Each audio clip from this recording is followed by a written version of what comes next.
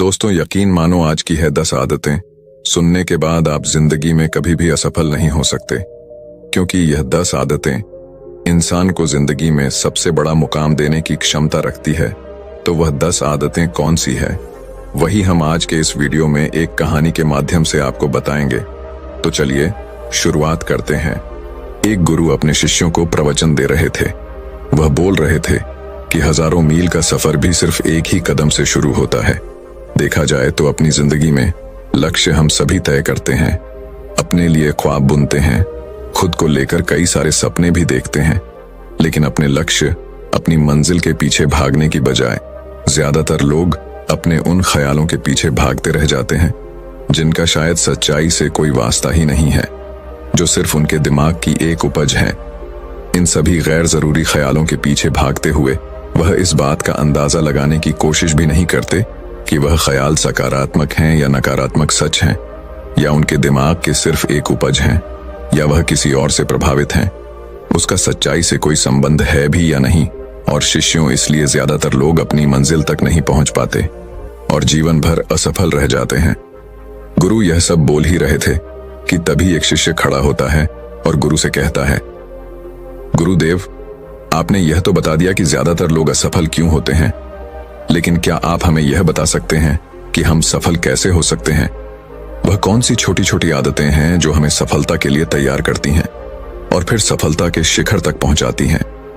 गुरु ने इस शिष्य का पूरा प्रश्न बड़े ध्यान से सुना और फिर हाथ के इशारे से उसे बैठने का आदेश देते हुए अपने सभी शिष्यों से कहा, जीवन में सफल होने के लिए सिर्फ जोश और इच्छा शक्ति का होना ही आवश्यक नहीं है, क्योंकि ये दोनों चीजें हैं सिर्फ हमें प्रेरित करके हमसे काम की शुरुआत करवा सकती हैं। लेकिन पूरे जोश और उत्साह के साथ लंबे समय तक अपने लक्ष्य पर टिके रहना और दूर के बड़े लक्ष्यों को हासिल करने के लिए हमें उन आदतों को अपनी रोजमर्रा के जीवन का हिस्सा बनाना पड़ेगा जो व्यक्ति को सफलता के लिए तैयार करती है और उसे सफल बनाती है। तो आज मैं आपको 10 ऐसी आसान आदतों के बारे में बताऊंगा जिनको अगर आपने अपने जीवन का हिस्सा बना लिया तो सिर्फ 30 दिनों में आप अंदर से एक बिल्कुल ही अलग इंसान बन जाएंगे और खुद के भीतर एक गजब की सकारात्मक ऊर्जा महसूस करेंगे जो आपको सफलता के शिखर तक पहुंचाएगा। तो उन सफल आदतों की श्रेणी में पहली आदत है, अपने दिन की शुरुआत धन्यवाद के भाव के साथ करें।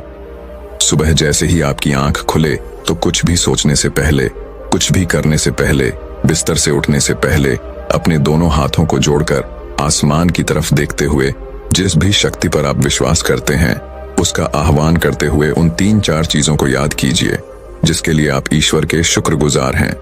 उन 3-4 लोगों, चीजों या घटनाओं के लिए ईश्वर का आभार व्यक्त कीजिए जिनकी वजह से आपका जीवन बेहतर हो गया है, आप ज्यादा खुशहाल और समृद्ध हुए हैं। ज्यादातर मौकों पर हमारे जीवन में, हमारे घरों में, हमारे परिवारों में, हमारे आसपास के माहौल में एक ही वो इंसान होता है जो हमारे सबसे ज्यादा दुखों और परेशानियों का कारण होता है। लेकिन हमारे आसपास 99% लोग अच्छे होते हैं। हमारे जिंदगी में 99% चीजें बहुत अच्छी हैं, लेकिन अगर हम बुरे इंसान पर, बुरी घटनाओं पर, बुरी परिस्थितियों पर, बुरे परिणामों पर ध्यान देंगे तो फिर पूरा दिन हमें उस तरह की चीजें और मिलेंगी। लेकिन अगर हम शुक्रगुजार हैं अपने जीवन के 99% अच्छी चीजों के लिए, तो फिर हमारे पास और अच्छा चलकर जरूर आएगा। यह जो आभार व्यक्त करने की आदत है, यह हमारी मानसिकता को सुबह सुबह ही बदल कर रख देती है और सकारात्मक तरीके से अपने दिन की शुरुआत करने में मदद करती है। इस अभ्यास को करने में बहुत थोड़ा सा ही समय लगता है, लेकिन यह आपके पूरे दिन के काम करने के तरीके, आपकी मानसिकता और आपके विचारों को पूरी तरह से बदल कर रख सकती है। सफल आदतों की श्रेणी में दूसरी आदत है, आपको हर दिन व्यायाम जरूर करना चाहिए। आप चाहे दौड़ लगाएं, कसरत करें, योगासन करें या फिर प्राणायाम, लेकिन आपको हर सुबह कोई ना कोई ऐसी क्रिया जरूर करनी है जिसमें आपके शरीर को मेहनत करनी पड़े, उसे पसीना बहाना पड़े। यह इंसानी शरीर बना ही मेहनत करने के लिए है। इसे हर समय आराम देने से यह निष्क्रिय, कमजोर और रोगग्रस्त हो जाता है। व्यायाम करना न सिर्फ आपके शरीर को फायदा पहुंचाता है, बल्कि यह आपके दिमाग और आपकी मानसिक क्षमताओं को बढ़ाने में भी कमाल करता है। रोज व्यायाम करने से आपका शरीर और मन मजबूत होता है आपके अंदर एक अलग ही आत्मविश्वास और तेज का जन्म होता है जो आपकी सफलता की राह में आपके सहायक बनते हैं। सफल आदतों की श्रेणी में तीसरी आदत है, लक्ष्य निर्धारित करो और अपने दिन को योजना के अनुसार चलाओ। रात में सोने से पहले ही अगले दिन के 3 सबसे महत्वपूर्ण कामों को निश्चित कर लो और उन्हें लिख लो। फिर उसी के अनुसार अपने पूरे दिन की योजना बनाओ और उस पर अमल करो। अगर कोई व्यक्ति योजना बनाकर अपने दिन की शुरुआत नहीं करता और कोई व्यक्ति काम कभी भी करता है, तो ऐसा व्यक्ति कभी भी अपने पूरे दिन का सदुपयोग नहीं कर सकता। हालांकि ज्यादातर लोगों को पता होता है कि उनके लिए कौन सा काम महत्वपूर्ण है और कल उन्हें कौन सा काम करना चाहिए, लेकिन फिर भी वो लोग उस काम को पूरा नहीं कर पाते और उसे टालते रहते हैं। और जो व्यक्ति अपने काम को समय पर पूरा ना करके उसे लगातार टालता रहता है, ऐसा व्यक्ति कभी भी बड़ी सफलता हासिल नहीं कर सकता। ज्यादातर लोगों का अपने काम को समय पर पूरा ना करना और उसे लगातार कल पर टालते रहने का सबसे बड़ा कारण है उनके अंदर आत्म अनुशासन का न होना। क्योंकि जो व्यक्ति आत्म अनुशासित है वह अपना हर काम समय पर पूरा करता है।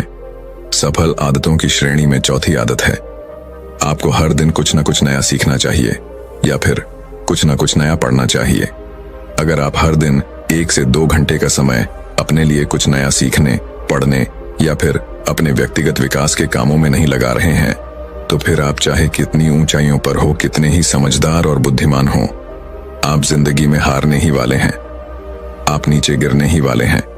किसी बुद्धिमान व्यक्ति ने कहा है कि सीखना कभी बंद नहीं होना चाहिए, क्योंकि लगातार अभ्यास से ही व्यक्ति महान ऊंचाइयों को हासिल कर सकता है। सीखने का कोई भी तरीका हो सकता है, जैसे अच्छी किताबें पढ़ना, अपने क्षेत्र के सबसे सफल लोगों की बातें सुनना, रोज अपने काम का अभ्यास करना इत्यादि। अगर आपको दुनिया के 1% सफल लोगों में शामिल होना है, तो लगातार सीखते रहने की आदत को अपने जीवन का अभिन्न हिस्सा बनाना ही पड़ेगा। सफल आदतों की श्रेणी में 5वीं आदत है, कम खाओ और अच्छा खाओ। यहां अच्छा खाने से मतलब है सात्विक आहार, यानी ऐसा भोजन जब पोषक तत्वों से भरपूर हो और आपके शरीर को कोई नुकसान ना पहुंचाए। देखा जाए तो भोजन हमारे शरीर के लिए औषधि है। भोजन शरीर के लिए सब कुछ है, क्योंकि शरीर को औषधि तो हम कभी कभार ही देते हैं, लेकिन इसे भोजन हर दिन देते हैं। तो हमारा शरीर कैसा होगा, यह हमारे भोजन की गुणवत्ता और उसकी मात्रा पर निर्भर करता है, क्योंकि शरीर को चलाने वाले सारे पोषक तत्व भोजन से ही मिलते हैं। इसीलिए कोई ऐसा भोजन मत करो जिसमें कोई पोषक तत्व ही ना हो और जिसे पचाना हमारे शरीर के लिए बोझ बन जाए। ज्यादा तला भुना और बासी भोजन मत खाओ। 3 सफेद से जितना हो सके उतनी दूरी बना लो। पहला सफेद जहर है चीनी, दूसरा सफेद जहर है नमक और तीसरा सफेद जहर है मैदा। चीनी और मैदा से तो हमारे शरीर को कोई भी पोषक तत्व नहीं मिलता और इन्हें पचाना भी शरीर के लिए बहुत मुश्किल होता है। इसीलिए इनका सेवन कम से कम करो। भोजन मन भरने के लिए नहीं, पेट भरने के लिए करो। जब भूख लगे तभी भोजन करो और हमेशा अपनी भूख से थोड़ा सा कम खाओ। रात में जितना जल्दी हो सके उतना जल्दी भोजन करने का प्रयास करो। अपने आहार में जीवित भोजन जैसे फल, हरी सब्जियां, साबुत अनाज, सूखे मेवे भी इत्यादि का सेवन जरूर करो। सुबह उठते ही खाली पेट पानी पियो। भोजन करने से पहले पानी पियो, लेकिन भोजन करने के तुरंत बाद पानी कभी मत पियो। भोजन हमेशा शांत चित्त और प्रसन्न मन के साथ करो और भोजन ग्रहण करते समय उसका पूरा आनंद लो। हम जैसा अपने शरीर को भोजन देते हैं, यह उसी के अनुसार काम करने लगता है। इसीलिए अपने भोजन और उसकी गुणवत्ता का ध्यान रखो। सफल आदतों की श्रेणी में 6ठी आदत है, उनके साथ हर दिन थोड़ा सा समय बिताओ जो आपसे सच्चा प्रेम करते हैं, आपकी परवाह करते हैं, जैसे आपके माता पिता, भाई बहन या फिर आपके सच्चे मित्र। यह एक आदत आपके परिवार में खुशी और शांति लाती है। परिवारजनों के बीच प्रेम और एकता बढ़ाती है, जिससे आप ज्यादा खुश और शांत रहने लगते हैं। पारिवारिक तनाव कम होने की वजह से अपने जरूरी कामों पर ज्यादा ध्यान दे पाते हैं और ज्यादा अच्छे परिणाम हासिल कर पाते हैं। सफल आदतों की श्रेणी में 7वीं आदत है, हर दिन थोड़ा सा समय खुद के लिए भी निकाले और इस थोड़े से समय में आपके साथ कोई और नहीं होना चाहिए। यह आपका अपना समय है जिसमें आप अकेले एकांत में रहेंगे, खुद के बारे में चिंतन करेंगे खुद की अच्छाइयों और बुराइयों के बारे में विचार करेंगे, अपने भविष्य के बारे में सोचेंगे, अपने काम के बारे में सोचेंगे, अपने भीतर उतरने का प्रयास करेंगे। इन एकांत के पलों का उपयोग आप खुद को और ही बेहतर तरीके से जानने और समझने में करेंगे। इस समय आप खुद की कमियों के बारे में विचार करेंगे और उन्हें कैसे ठीक कर सकते हैं, इस पर मंथन करेंगे। सफल आदतों की सूची में 8वीं आदत है समय का सही प्रबंधन करना, उसका सही उपयोग करना। जिंदगी दिनों, महीनों और सालों में की नहीं जाती है, तो जिसने अपना दिन संभालना सीख लिया उसका महीना संभल जाएगा, और जिसने अपने महीने संभाले सीख लिए उसके साल संभल जाएंगे, और जिसके साल संभल गए उसकी पूरी जिंदगी संभल जाएगी। इसीलिए अपने दिन को सही तरीके से संभालना सीखो। जो सबसे महत्वपूर्ण काम है उन्हें सबसे पहले खत्म करो। जिंदगी के किसी भी क्षेत्र में देख लो, घंटे तो सबके पास 24 ही होते हैं, लेकिन इन्हीं 24 घंटों में कुछ लोग कमाल कर जाते हैं। अपने एक ही जीवन में ना जाने कितने सारे काम कर जाते हैं, लेकिन दूसरी तरफ ज्यादातर लोग छोटे छोटे कामों में ही उलझे रह जाते हैं और जीवन भर यही कहते रहते हैं, इस काम के लिए समय नहीं है, उस काम के लिए समय नहीं है। तो आखिर समस्या कहां है? समस्या है अपने समय का सही प्रबंधक न कर पाना। सफल आदतों की श्रेणी में 9वीं आदत है रात में जल्दी सोए और सुबह जल्दी उठें। जो व्यक्ति सुबह जल्दी उठता है उसे कुछ अतिरिक्त समय मिल जाता है सबसे महत्वपूर्ण कामों को खत्म करने का, जैसे ध्यान का अभ्यास, व्यायाम, किताबें पढ़ना इत्यादि। सुबह जल्दी उठकर ध्यान का अभ्यास करने से दिन भर मन शांत और पसंद रहता है। इसके साथ ही सुबह जल्दी उठकर काम शुरू करने से व्यक्ति का काम समय पर पूरा हो जाता है और वह बेवजह की चिंता और तनाव से बच जाता है। सुबह जल्दी उठकर काम खत्म करने से व्यक्ति के अंदर एक ऐसा अनुशासन जन्म लेता है जो उसे सफलता के शिखर तक पहुंचा सकता है। सफल आदतों की श्रेणी में 10वीं आदत है वीर्यनाश, धूम्रपान और मदिरापान से बचें। ये तीनों ही काम ऐसी बुरी लत हैं जो निश्चित रूप से आपको पीछे ले जाने वाली हैं। ये तीनों ही काम आपके मानसिक और शारीरिक स्वास्थ्य के लिए बहुत हानिकारक है। वीर्यनाश आपके तेज और क्रांति को खत्म करता है और साथ ही आपको शारीरिक व मानसिक रूप से कमजोर बनाता है। हालांकि इन तीनों ही चीजों को छोड़ना आसान नहीं होता, लेकिन अगर आप चाहें तो मजबूत से और दृढ़ इच्छा शक्ति के बल पर इन्हें छोड़ सकते हैं। इतना कहने के बाद गुरु ने अपना प्रवचन समाप्त कर दिया और वो मौन हो गए। यह देखते ही सभी शिष्य समझ गए कि अब यहां से जाने का समय हो चुका है। उन सब ने इस जानकारी के लिए गुरु का धन्यवाद किया और वहां से चले ले गए। तो दर्शकों, अब बड़ा लक्ष्य कम समय में कैसे पाना है, इस विषय पर अगली रोचक कहानी की शुरुआत करते हैं। मियां मोटा मुसासी दुनिया के उन सबसे महानतम तलवारबाजों में से एक थे जो इस धरती पर कभी चले होंगे।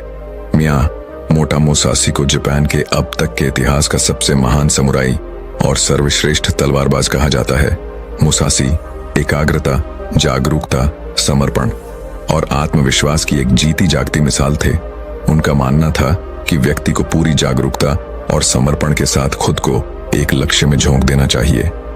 मियां मोटा मुसासी एक बुद्धिस्ट थे और उन्हें पूरे जापान में तलवारबाज संत के नाम से जाना जाता था। वह अपने पूरे जीवन काल में एक भी लड़ाई नहीं हारे। उन्होंने आज से 400 साल पहले ही पूरे जापान में घूम घूम कर उस समय के सबसे ताकतवर, खूंखार और निपुण योद्धाओं के साथ कुल 61 युद्ध लड़े और हर युद्ध में ही सामने वाले प्रतिद्वंदी को धूल चटाई। वह जीवन पर्यंत अपराजित रहे और पूरे देश की यात्राएं करते रहे। मियां मोटा मुसासी अपनी शिक्षाओं में एक एकाग्रचित होकर अभ्यास करने पर जोर देते हैं। वह कहते हैं कि हमारे बाहर ऐसा कुछ भी नहीं है जो हमें बेहतर, ताकतवर, अमीर और बुद्धिमान बना सकता है। सब कुछ हमारे भीतर है, इसीलिए कुछ भी अपने से बाहर मत ढूंढो। 17वीं शताब्दी में जापान के सबसे ताकतवर और प्रसिद्ध सम्राट होने के बाद भी उन्होंने अचानक से हिंसा का त्याग कर दिया और दुनिया के शोर शराबे से दूर जंगल की एक गुफा में रहने लगे, जहां उन्होंने कई महीनों तक गहरे ध्यान का अभ्यास किया।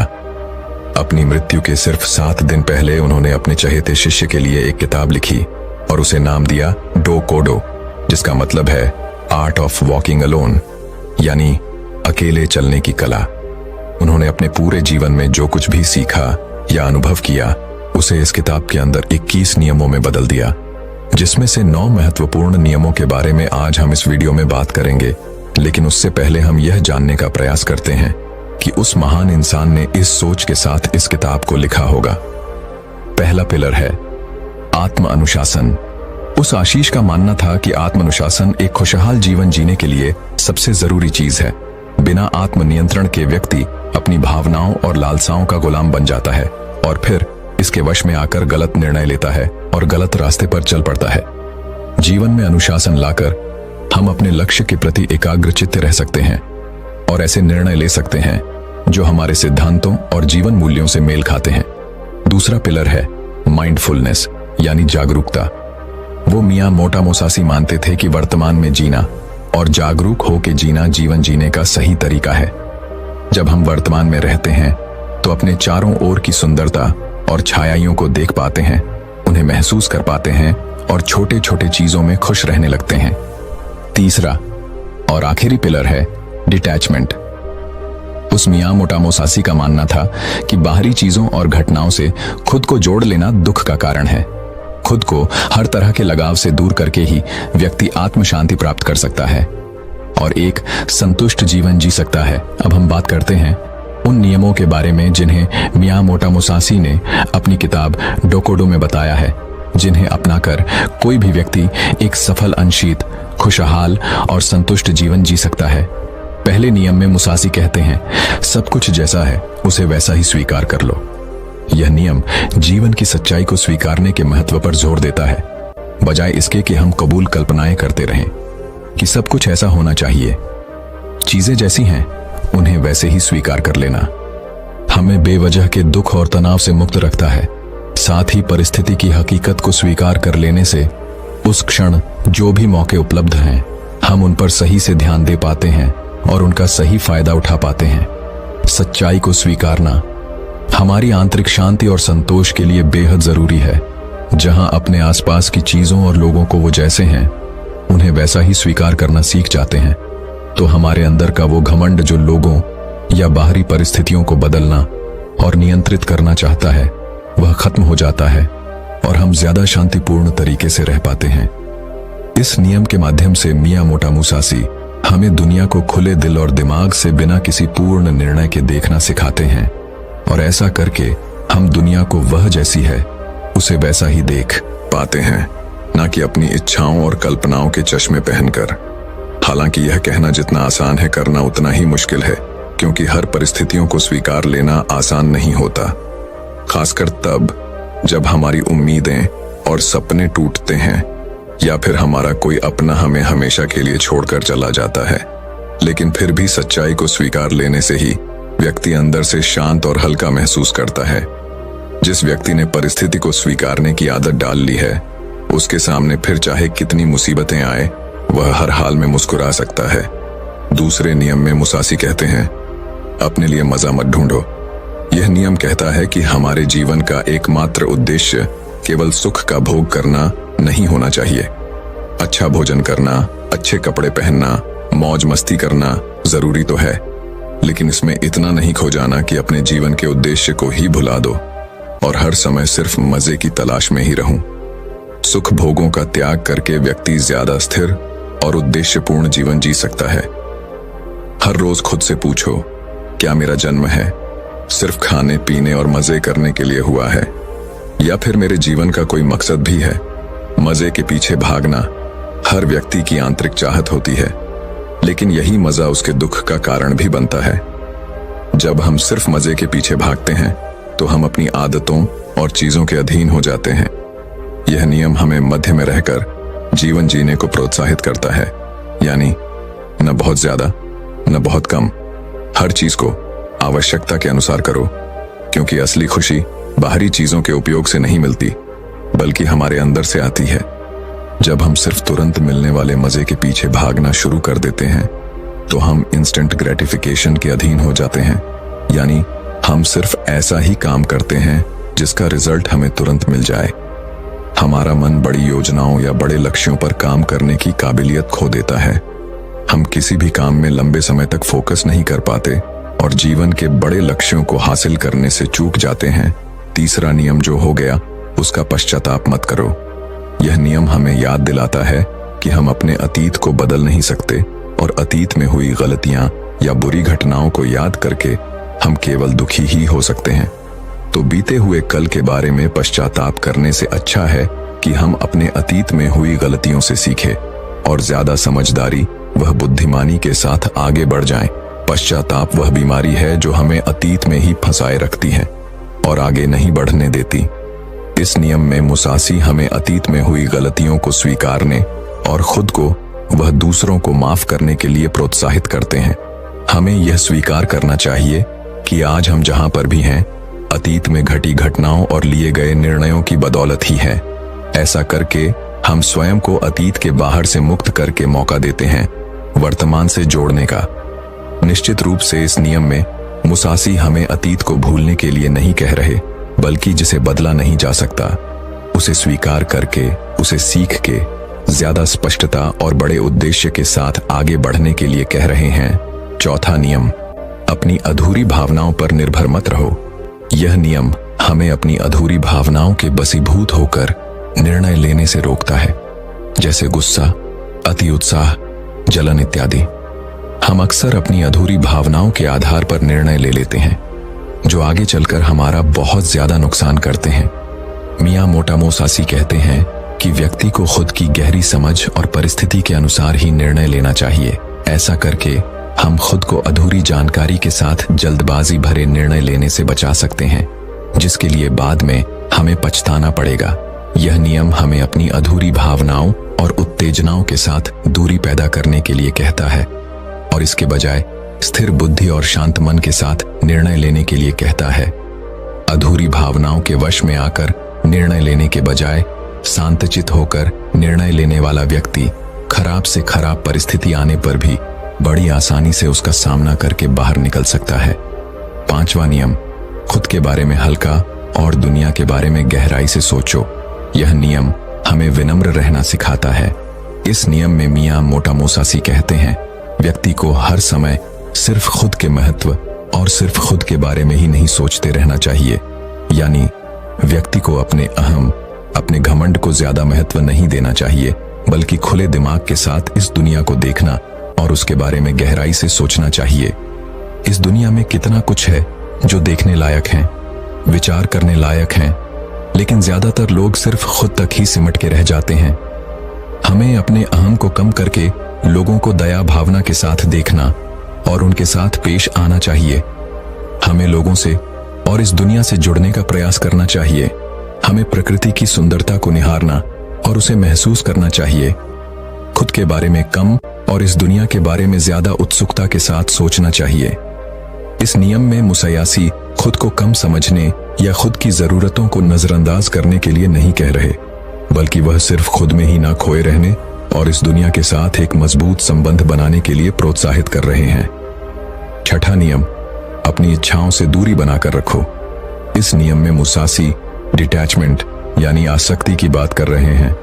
वो भौतिक संपत्ति, शक्ति और सुंदरता से खुद को आसक्त रखने की बात कर रहे हैं, लेकिन इसका मतलब यह नहीं कि हमें यह सब छोड़ देना चाहिए। पैसा नहीं कमाना चाहिए, सत्य अर्जित नहीं करना चाहिए, बल्कि वह साहसी कहना चाह रहे हैं कि हमें इन सब चीजों के साथ रहकर भी उनसे आसक्त रहना है। यानी उनका उपयोग तो करना है, लेकिन उनसे लगाव पैदा नहीं करना, अपने अस्तित्व को उनके साथ नहीं जोड़ना। अगर वो चीज कल तुम्हें छोड़कर जाती है तो तुम्हें उसका दुख नहीं होना चाहिए। यानी भौतिक पदार्थों के साथ रहकर भी अंदर से उनके साथ दूरी बनाए रखनी है। सातवां नियम, कभी ईर्ष्या मत करो। यह नियम हमें बताता है कि जलन और ईर्ष्या इंसान को कहीं नहीं पहुंचने देती। ऐसी स्थिति में इंसान का ध्यान सिर्फ उन चीजों पर होता है जो उनके पास नहीं है। वह उन चीजों को नहीं देख पाता जो उसके पास है। वह सामने वाले की उस वस्तु, उसकी विशेषता या उसकी सफलता देखकर जलता रहता है और खुद आगे बढ़ने का प्रयास नहीं कर पाता। जलन व्यक्ति को नकली मक्का से भर देती है, जिससे वह सामने वाले का कम और खुद का ज्यादा नुकसान कर बैठता है। हमें यह याद रखना चाहिए कि जिसने जिस स्तर की मेहनत की है उसे उस स्तर की सफलता जरूर मिलनी चाहिए और हमें इससे जलन नहीं बल्कि खुशी महसूस करनी चाहिए। क्योंकि उतनी मेहनत करके हम भी वह चीज और वह सफलता हासिल कर सकते हैं। हमें समझना चाहिए कि हम सबकी परिस्थितियां अलग थीं, सोच और मेहनत अलग थी, इसीलिए सफलता भी अलग अलग स्तर की ही मिलेगी। हम अपने अंदर की ईर्ष्या को खत्म करके ज्यादा शांत और खुशहाल जीवन जी सकते हैं, लोगों से ज्यादा सीख सकते हैं और उनके साथ गहरे संबंध बना सकते हैं। 8वां नियम, अलग होने से कभी दुखी मत हो। इस नियम में मुसासी समझाना चाहते हैं कि अलग होना इस प्रकृति का एक स्थायी नियम है। हर किसी को कभी ना कभी किसी न किसी से अलग होना ही पड़ेगा। यह जीवन अस्थायी है, यह दुनिया स्थायी है और हमें इसे स्वीकार कर लेना चाहिए। मियामोटो मुसाशी जीवन भर जापान की यात्रा करते रहे, लेकिन उन्हें कभी भी किसी के अलग होने से तनिक भी दुख नहीं हुआ, क्योंकि उन्होंने स्वीकार लिया था कि अलग होना प्रकृति का नियम है और इस नियम के खिलाफ जाकर हम केवल दुखी हो सकते हैं और कुछ नहीं। 9वां नियम, क्रोध और शिकायत खुद के लिए व दूसरों के लिए, दोनों के लिए हानिकारक है। यह नियम हमें नकारात्मक ऊर्जा की जीवन बर्बाद कर देने वाली शक्ति के बारे में चेतावनी देता है, जिसके बस में आकर लोग एक दूसरे के प्रति कड़वाहट और गुस्से से भर जाते हैं। मुसाशी कहते हैं कि क्रोध और शिकायत करने की बजाय व्यक्ति को शांतिपूर्ण तरीके से बीच का समाधान निकालना चाहिए। वह मियामोटो मुसाशी ने जीवन भर तलवारबाजी की, बड़े से बड़े खूंखार योद्धाओं को हराया, लेकिन उन्होंने कभी भी क्रोध या शिकायत नहीं की। वह हर लड़ाई के दौरान खुद के दिमाग को बर्फ की तरह ठंडा रखते थे और कभी भी अपनी योजना को दोहराया नहीं। हर बार एक नई योजना के साथ ही लड़ते थे, इसीलिए शायद वह कभी नहीं हारे, क्योंकि मियामोटो मुसाशी के काम में अगर एक सेकंड के लिए भी मन विचलित होता है तो उनका सिर धड़ से अलग हो सकता था। इसीलिए वो सिखाते हैं कि परिस्थिति चाहे जैसी भी हो, खुद को शांत रखो और शिकायत करना छोड़ दो। दोस्तों, उम्मीद है कि आपको मियामोटो मुसाशी की किताब 2 कोड़ों की यह 9 नियम पसंद आई होंगी और आपने भी इनसे काफी कुछ सीखा होगा। दोस्तों, मैं उम्मीद करता हूं कि यह कहानी सुनने से आपके जीवन में अच्छे बदलाव आए होंगे। आपको इस वीडियो से क्या सीखने मिला, ये कमेंट करके जरूर बताइए और अपने परिवार, दोस्तों या आपके करीबी इंसान के साथ ये कहानी शेयर करके उन्हें भी इस ज्ञान से परिचित करवाएं। बाकी अगर आपको यह वीडियो दिल से अच्छी लगी हो तभी इस वीडियो को लाइक कर देना और आपने अब तक इस चैनल को सब्सक्राइब ना किया हो तो चैनल को सब्सक्राइब भी जरूर कर देना। आपका हर दिन शुभ हो और खुशियों से आपका जीवन भरा रहे। धन्यवाद। नमो बुद्धाय।